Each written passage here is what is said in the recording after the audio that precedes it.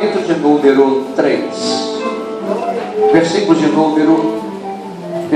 número 16.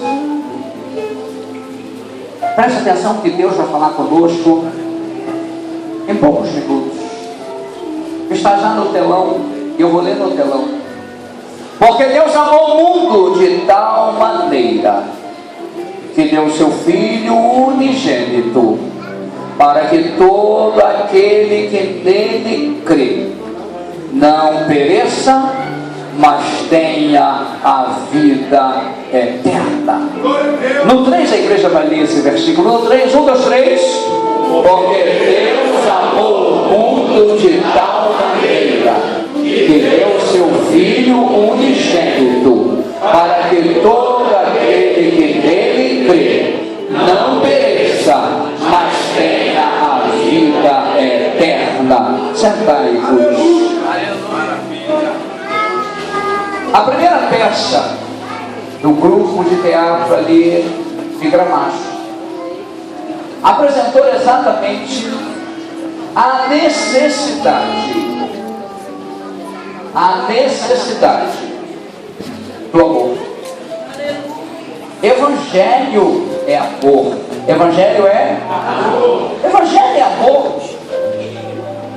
Lamento, pois hoje nós não estamos vendo isso muito no meio evangélico. É lamentável, mas é real. Porque de acordo com a Bíblia, amor é mais comportamento do que sentimento. Se fala muito em amor. E como fala? E é onde está a demonstração do amor. Deus amou o mundo de tal maneira. Ou seja, para se demonstrar o amor é preciso que tenha uma ação, uma atitude.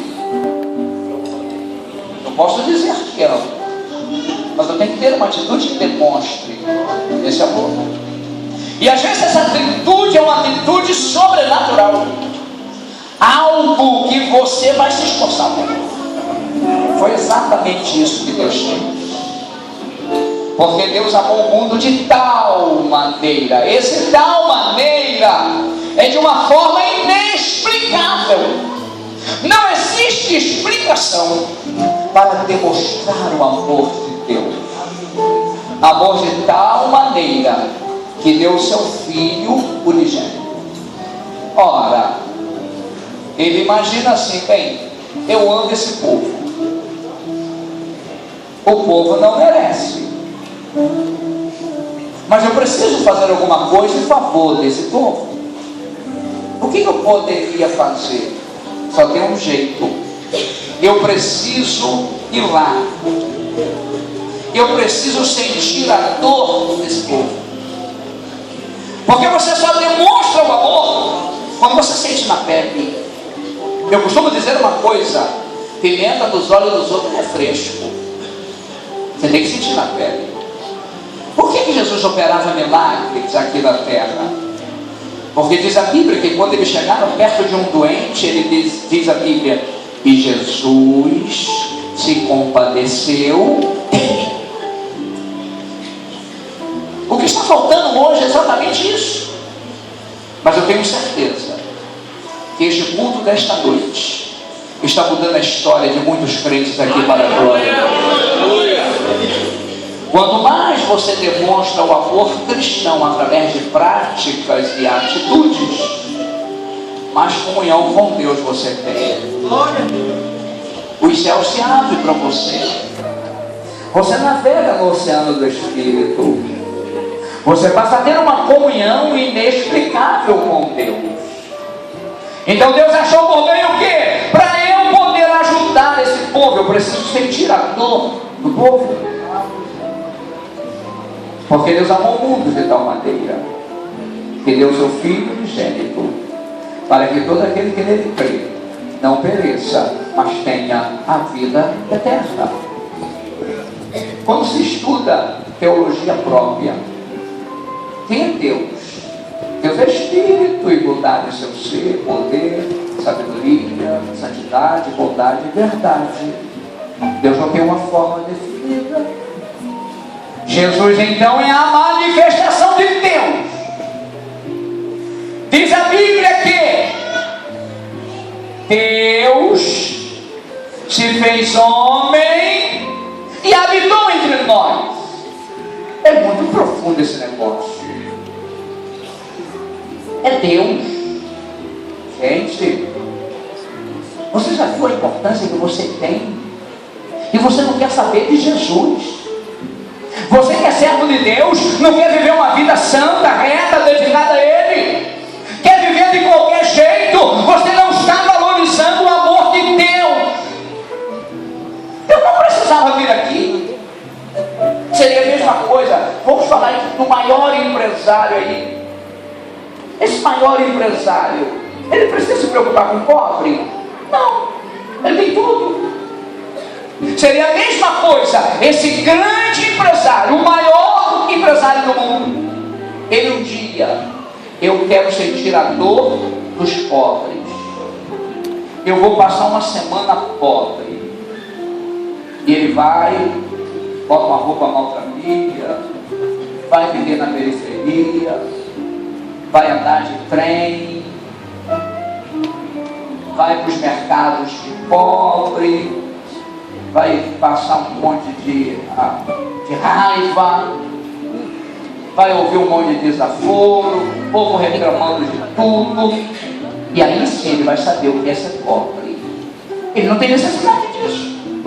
É só para vocês terem uma ideia. A mesma coisa, Deus estava no trono de sua glória, domínio de tudo, todo poder, toda autoridade, se preocupar com o ser humano.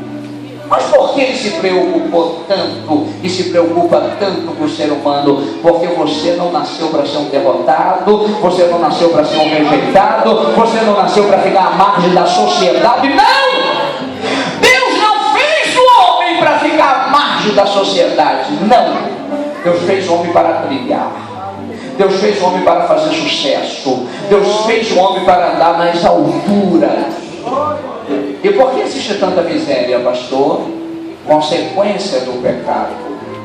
Porque o salário do pecado é a morte, mas o dom gratuito de Deus é a vida eterna por Cristo Jesus, nosso Senhor. Deus então achou por bem vir aqui para sentir a sua dor, a minha dor, a dor da humanidade. Só assim ele poderia se compadecer da humanidade. E ele fez exatamente isso por quê? Porque o homem foi feito à imagem e semelhança de Deus. O homem foi vítima de uma revolta de Lúcifer. Que é isso, pastor? Verdade. Uma revolta. Ele ficou revoltado porque ele foi expulso, ele perdeu a primazia que tinha, e agora lá está um homem cheio de boa vida, desfrutando da presença de Deus, comunhão com Deus. Peraí, eu tinha tudo isso, eu perdi isso, eu não vou deixar esse pessoal ocupar o meu lugar. Qual lugar, pastor? O lugar de adorador. Qual lugar? Qual lugar? Nesta noite o Senhor Jesus está te convidando. Não é para ser um evangélico, não é para ser um crente, não é para ser um membro de uma igreja. O Senhor Jesus está te convidando para ser um adorador. Adorador, adorador, adorador. Porque Deus fez o homem para que o homem o adorasse. E a maior função do ser humano que mais agrada a Deus é adorar a Deus. Deus quer que você seja um adorador. E Jesus veio exatamente para isso. E aí quando você entende o amor de Deus, alguém merece ser amado? Não. Não. Ninguém merece ser amado. Amar tem que ser um amor incondicional. E é por isso que a Bíblia manda nós amar ao próximo como a nós mesmos. Ou seja, faça por ele o que você gostaria que ele fizesse por você. Trate ele do jeito que você gostaria de ser tratado. Quando você se preocupa com o outro, Deus se se preocupa com você. O que mais agrada a Deus é Ele ver o nosso interesse pelo outro. E é por isso que o diabo tenta tirar a igreja da sua missão principal. A missão principal da igreja não é fazer templos bonitos. É bom ter templos bonitos, nós merecemos isso. Deus merece muito mais, mas não é a função principal da igreja. Se puder ter um templo bonito, nós vamos ter. Mas é muito melhor ter almas transformadas pelo poder do Evangelho, que é poder de Deus para transformar vidas. Isso é muito mais importante. Mas hoje se investe mais na estrutura do que no ser. O ser tem muito mais valor, porque uma alma custa muito caro. Não tem dinheiro que pague o preço de uma alma. Vocês já imaginaram? O inocente tem que morrer pelo culpado. Que culpa Jesus tinha na história? Nenhuma culpa. Mas por sua causa, foi por sua causa.